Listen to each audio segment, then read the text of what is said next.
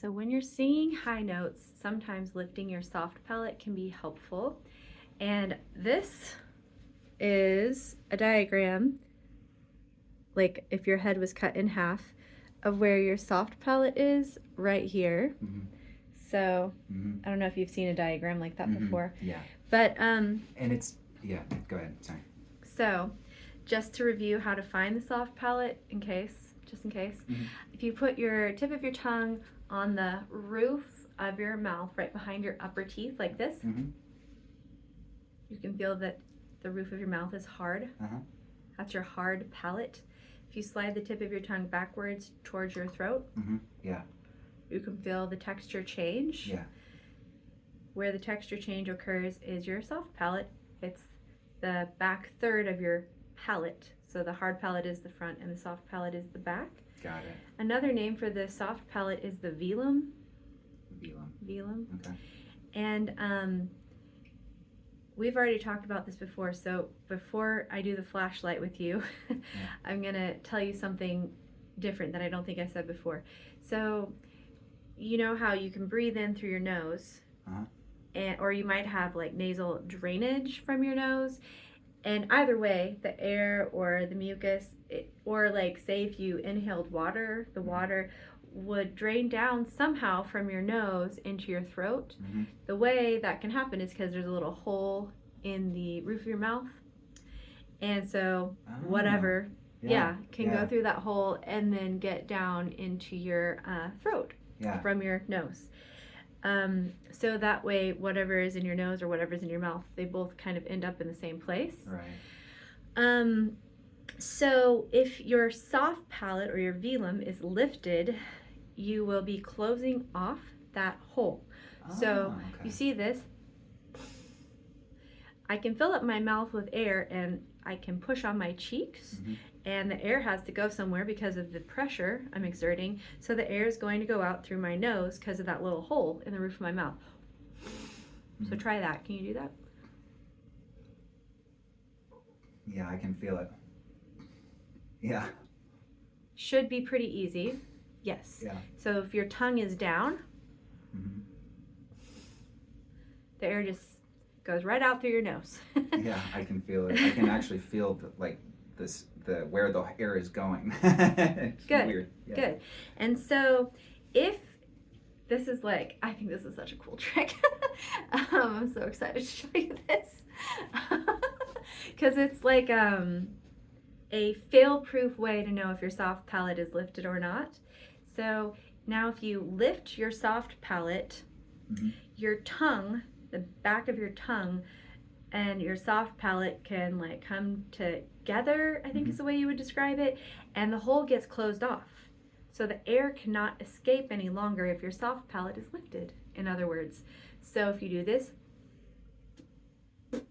and the air comes out through your lips, because even though you're trying to hold your lips closed, there's no other escape route. That means your soft palate is up. That makes sense. That makes a lot of sense.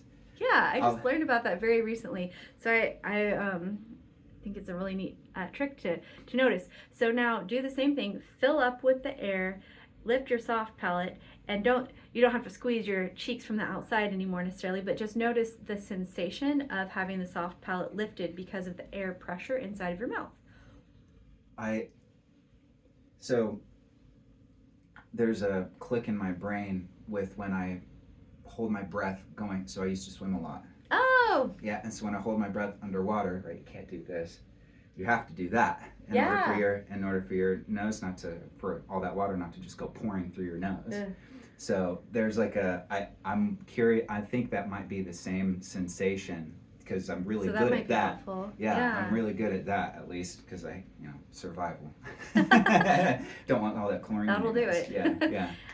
So again, fill up your cheeks with the air and feel the sensation on the inside of your mouth. So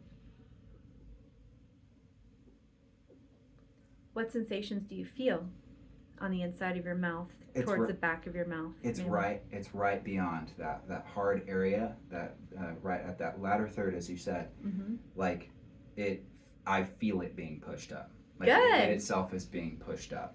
and I can feel the air passageway is getting closed off. Like I can't push that through, which I was wondering actually might be. I've got ideas now that something in my brain's turned on, but yeah. So then I do just want to review how we discussed the soft palate initially at a previous lesson. So I'm going to put the flashlight into my mouth so you can see my uvula dangling down. The uvula is drooping down from the end of my soft palate. So when you see my uvula dangling down like that, that means my soft palate is down, just in like the default position for the soft palate. I'm going to voluntarily lift the soft palate, and you'll see the uvula go up and retract up into itself. So down, yeah, up and down and up. Okay, so do you want to try? Yeah. Oh, it's already up. I think you're better at it than you think you are. Yeah. Well, in my brain, as I did that, like as we were doing those exercises, I really think something clicked in my brain. Good. Up. Down. Yeah. See, I think you have it better than you think. You put so much thought into it. Maybe overthinking it. Yeah. So,